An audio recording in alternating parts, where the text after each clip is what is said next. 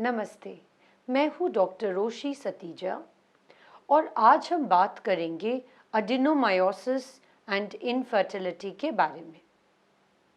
तो सबसे पहले बात करते हैं कि महिलाओं में जो बच्चेदानी होती है उसकी अंदर की जो लेयर है उसे हम कहते हैं एंडोमेट्रियम।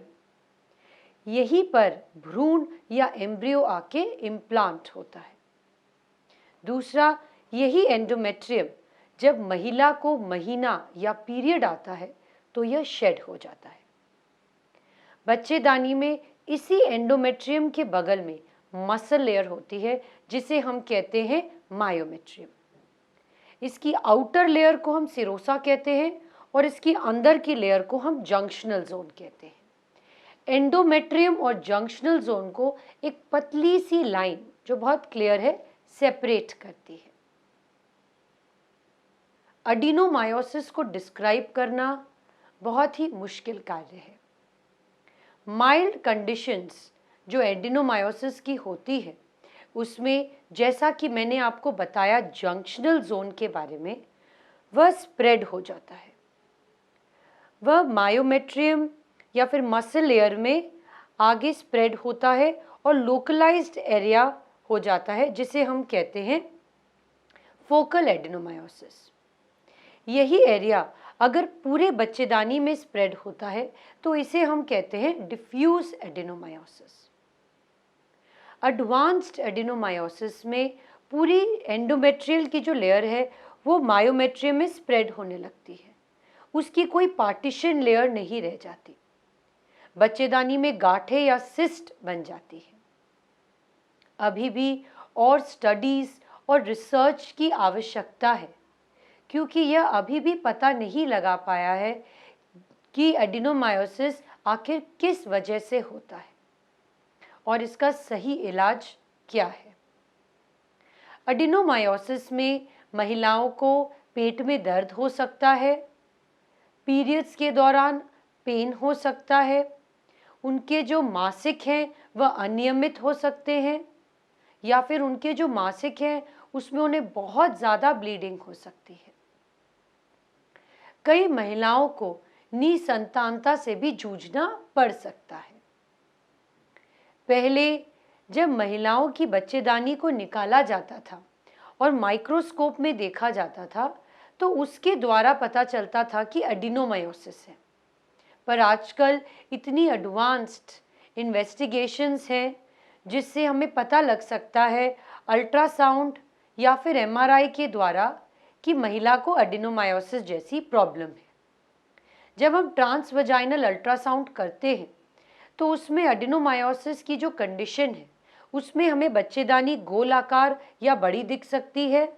जो एंडोमेट्रियम और मायोमेट्रियम की जो एरिया है उसमें कोई सेपरेशन नहीं दिख सकता या फिर उसमें गांठें दिख सकती हैं और बच्चेदानी में इस कंडीशन में प्रवाह बहुत ज़्यादा बढ़ जाता है।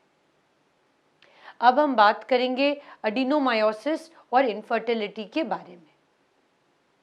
यह अनिश्चित है कि क्या एडिनोमायोसिस की वजह से बांझपन या निसंतानता हो सकती है।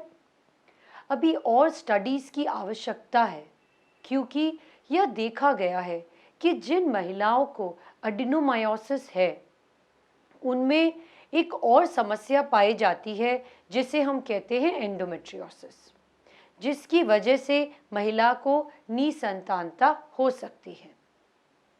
कुछ और स्टडीज ने यह भी दर्शाया है कि जिन महिलाओं को एंडोमेट्रियोसिस है उनमें 30 से 70% महिलाओं में एडिनोमायोसिस की प्रॉब्लम पाई जाती है। एडिनोमायोसिस से निसंतानता के चांसेस बढ़ सकते हैं क्योंकि एक नॉर्मल महिला में उसके बच्चेदानी में कॉन्ट्रैक्शंस होते हैं जिसे हम कहते हैं अच्छे कॉन्ट्रैक्शन। जब स्पर्म रिलीज होते हैं वो बच्चेदानी के द्वारा फेलोपियन ट्यूब्स में जाते हैं और वहाँ पर एग से मिल जाते हैं। पर अगर महिला को एडिनोमायोसिस की कंडीशन है तो उन कंडीशंस में ये जो अच्छे कॉन्ट्रैक्शंस हैं ये एडिनोमायोसिस उसमें बाधा डालता है। तो एग और जो स्पर्म है उसमें मिलने में प्रॉब्लम हो सकती है, प्रेगनेंसी के चांसेस कम हो सकते हैं। यही जो अच्छे कॉन्ट्रैक्शंस यूट्रस में होते हैं, यह एम्ब्रियो को बच्चेदानी में इम्प्लांट करने में हेल्प करते हैं। वहीं एडिनोमायोसिस की वजह से यह कॉन्ट्रैक्शंस में बाधा आ जाती है, जिससे प्रेगनेंसी के चांसेस कम हो जाते हैं और मिसकैरेज के चांसेस बढ़ जाते हैं। आईवीएफ बांझपन के लिए एक अच्छा उपचार देखा गया है। कुछ स्टडीज हैं जिन्होंने यह दर्शाने की कोशिश की है कि जिन महिलाओं को एडिनोमायोसिस की प्रॉब्लम है, उनमें आईवीएफ के जो सक्सेस रेट है वह कम है। 2013 में बहुत सारी स्टडीज को मिलाकर एक एनालिसिस किया गया था, जिसमें यह पाया गया कि जिन महिलाओं को एडिनोमायोसिस की प्रॉब्लम थी, उनमें आईवीएफ के जो प्रेगनेंसी के चांसेस हैं वह कम हो जाते हैं और जो मिसकैरेज के जो रेट्स हैं वह बढ़ जाते हैं। अब बात करते हैं एडिनोमायोसिस के ट्रीटमेंट ऑप्शंस के बारे में। एडिनोमायोसिस की ट्रीटमेंट के लिए कुछ दवाइयां हैं जो लाभदायक साबित होती हैं, जैसे कि लेट्रोजोल। इससे ईस्ट्रोजन का जो लेवल है वह कम हो जाता है और एडिनोमायोसिस की ट्रीटमेंट में यह सहायक पाई गई है। पर अभी और स्टडीज चाहिए कि और दवाइयां हो जिससे एडिनोमायोसिस में फ़ायदा मिले। एडिनोमायोसिस के लिए कुछ इंजेक्शंस भी हैं, जैसे हम कहते हैं जीएनआरएच एगोनिस्ट इंजेक्शन। यह भी ईस्ट्रोजन के स्तर को कम करते हैं और एडिनोमायोसिस की ट्रीटमेंट में लाभदायक साबित हुए हैं। जो जंक्शनल जोन होता है एडिनोमायोसिस में, वहाँ ब्लड का जो फ्लो है वह बढ़ जाता है। इसके लिए पेंटॉक्सीफाइलिन और कैबरगोलिन नाम की दवाइयाँ लाभदायक साबित होती हैं। लास्ट ट्रीटमेंट रिसोर्ट होता है सर्जरी। सर्जरी में अगर यह फोकल एडिनोमायोसिस है तो हम उस पार्ट को ऑपरेट करते हैं और देखा गया है कि प्रेगनेंसी के चांसेस कुछ कंडीशंस में बढ़ जाते हैं, पर यह कॉम्प्लिकेटेड सर्जरी होती है। अभी भी और स्टडीज़ और रिसर्च चाहिए जिसे हमें कोई प्रॉपर ट्रीटमेंट एडिनोमायोसिस के लिए मिल सके। अंत में मैं यही कहना चाहूँगी कि एडिनोमायोसिस एक कॉम्प्लिकेटेड कंडीशन है जिसमें महिला को महीने के दौरान बहुत दर्द हो सकता है, मासिक अनियमित हो सकते हैं या महीना ज़्यादा आ सकता है। इसकी डायग्नोसिस के लिए अल्ट्रासाउंड या एमआरआई लाभदायक साबित होता है और ट्रीटमेंट के लिए जैसा कि मैंने आपको बताया कि दवाइयाँ, इंजेक्शंस और लास्ट रिसोर्ट है सर्जरी, यही ऑप्शंस अवेलेबल हैं।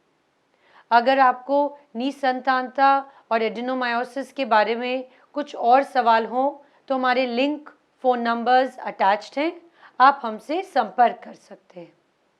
धन्यवाद।